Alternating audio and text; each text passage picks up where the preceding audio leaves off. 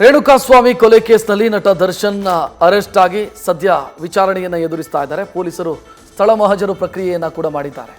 ಈ ಮಧ್ಯೆ ಕೃತ್ಯಕ್ಕೆ ಬಳಸಲಾಗಿರುವಂಥ 2 ಕಾರುಗಳನ್ನು, ಅದರಲ್ಲಿ ಒಂದು ಜೀಪ್ ರ್ಯಾಂಗ್ಲರ್ ಅದು, ಮತ್ತೊಂದು ಸ್ಕಾರ್ಪಿಯೋ, 2 ವಾಹನಗಳನ್ನು ಕೂಡ ಪೊಲೀಸರು ಸೀಸ್ ಮಾಡಿದ್ದನ್ನು ನೋಡ್ತಾ ಇದ್ದೀರಿ.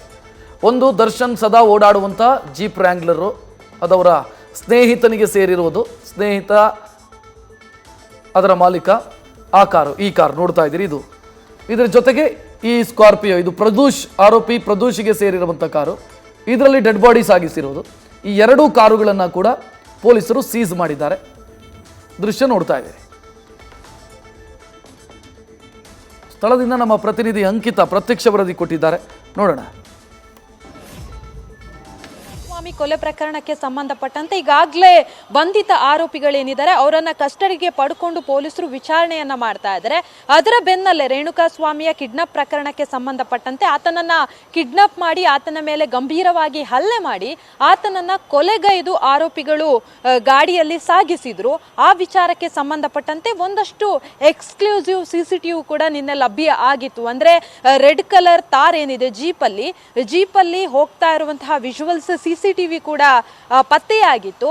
ಅದಾದ ಬಳಿಕ ಈಗ ಪೊಲೀಸರು ತನಿಖೆಯನ್ನ ಆರಂಭ ಮಾಡಿದ ಬಳಿಕ ಆ ವೆಹಿಕಲ್ ಅನ್ನ ಸೀಸ್ ಮಾಡಿದ್ದಾರೆ. ನೀವು ನೋಡ್ತಾ ಇದ್ದೀರಾ ವಿಜುವಲ್.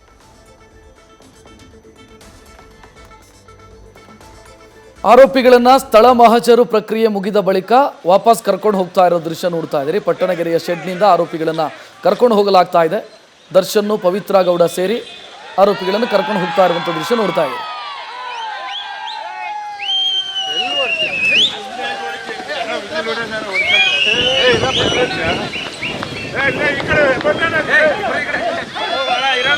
ಗಾಡಿ ಎತ್ಕೊಂತೀನಿ ನಾನು, ಇಲ್ಲೇ ಹೋಗಲ್ಲ.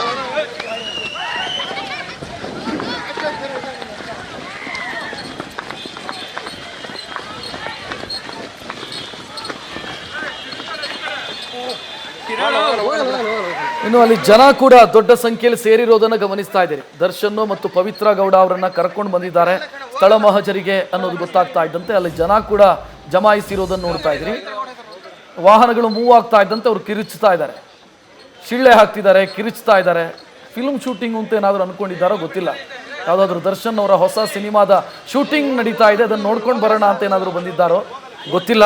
ಜನ ಅಲ್ಲಿ ಸೈಡಲ್ಲೆಲ್ಲ ನಿಂತ್ಕೊಂಡು ಶಿಳ್ಳೆ ಹಾಕೋದು, ಘೋಷಣೆ ಕೂಗೋದು, ಇಂಥದ್ದನ್ನೆಲ್ಲ ಮಾಡ್ತಾ ಇದ್ದಾರೆ, ನೋಡ್ತಾ ಇದ್ದೀರಿ. ಈ ಮಧ್ಯೆ ಆರೋಪಿಗಳನ್ನು ವಾಪಸ್ ಕರ್ಕೊಂಡು ಹೋಗ್ತಾ ಇರುವಂಥ ದೃಶ್ಯ ಕೂಡ ಗಮನಿಸ್ತಾ ಇದೆ.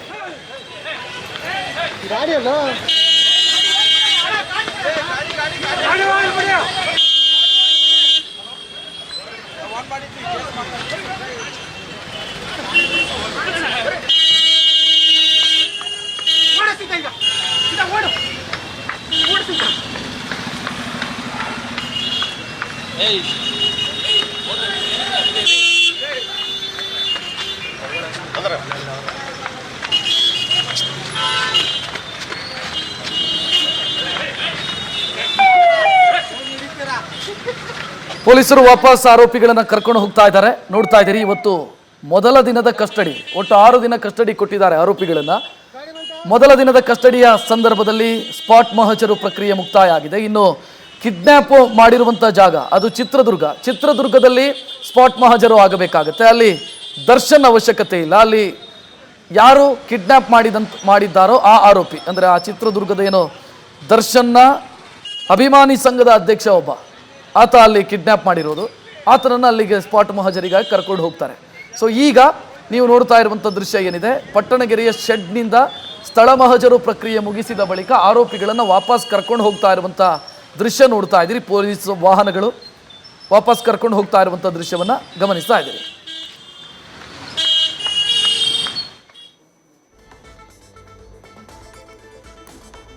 ಸುದೀರ್ಘ 2 ಗಂಟೆಗೂ ಹೆಚ್ಚು ಕಾಲ ಈ ಸ್ಥಳ ಮಹಜರು ಪ್ರಕ್ರಿಯೆ ಆಗಿದೆ.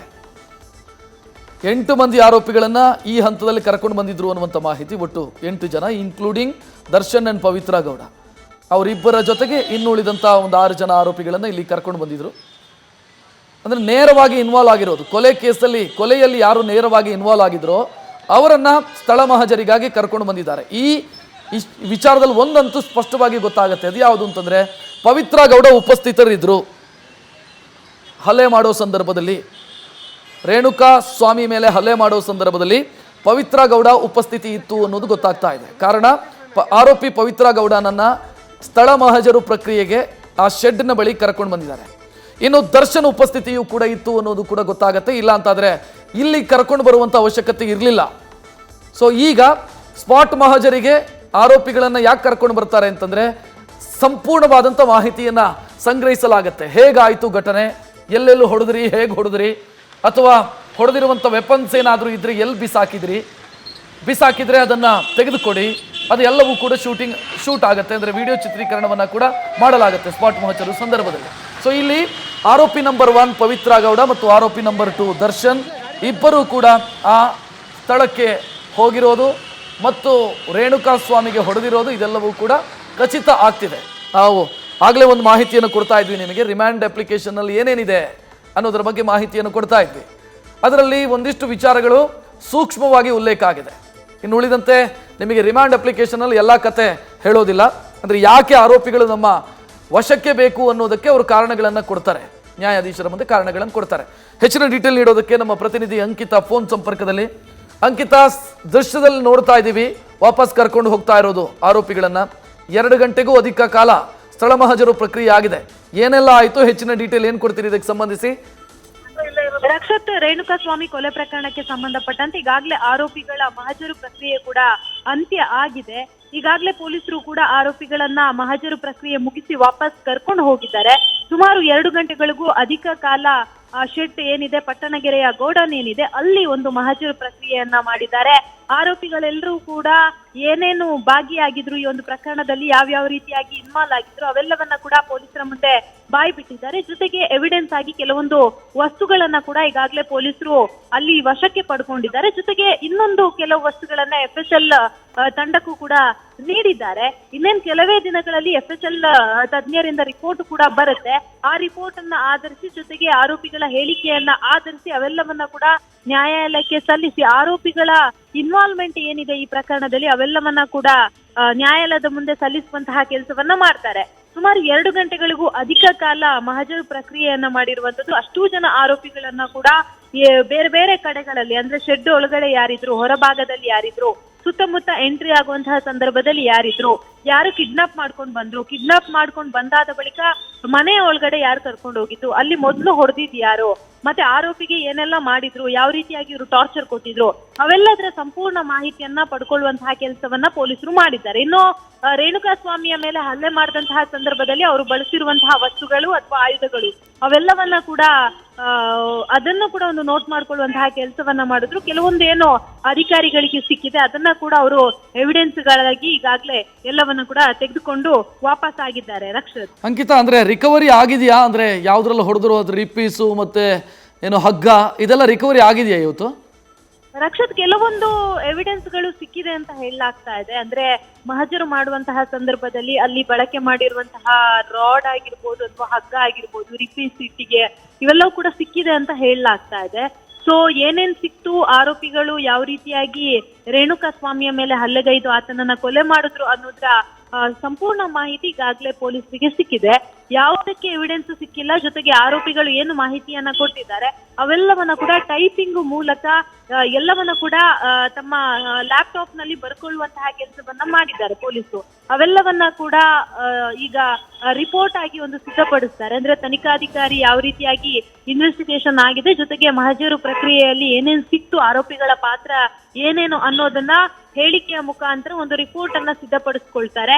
ಈಗ ಸಿಕ್ಕಿದೆ ಅನ್ನೋದು ಒಂದಷ್ಟು ವಸ್ತುಗಳು ಅಲ್ಲಿ ಸಿಕ್ಕಿದೆ. ಜೊತೆಗೆ FSL ತಜ್ಞರಿಗೂ ಕೂಡ ಒಂದಷ್ಟು ವಸ್ತುಗಳನ್ನ ರವಾನೆ ಮಾಡಲಾಗಿದೆ ಅಂತ ಹೇಳಿ ಈಗ ಮಾಹಿತಿ ಸಿಗ್ತಾ ಇದೆ. ರಕ್ಷತ್, ಅಂಕಿತಾ, ಈಗ ಡೆಡ್ ಬಾಡಿಯನ್ನು ಅವರು ವಿಲೇವಾರಿ ಮಾಡಿರುವಂತ ಯೋಚನೆ ಅಥವಾ ವಿಲೇವಾರಿ ಮಾಡಿರುವಂತ ದಾರಿಯನ್ನೆಲ್ಲ ನೋಡಿದ್ರೆ, ನಿನ್ನೆ ಇನ್ಸಿಡೆಂಟ್ ಇಲ್ಲೇ ಆಗಿರೋದು ಅಂತ ಗೊತ್ತಾದ ಕೂಡಲೇ ಕ್ರೈಮ್ ಸೀನನ್ನು ಸೆಕ್ಯೂರ್ ಮಾಡಿದ್ರು, ಅದನ್ನು ನೋಡಿದ್ವಿ ನಾವು.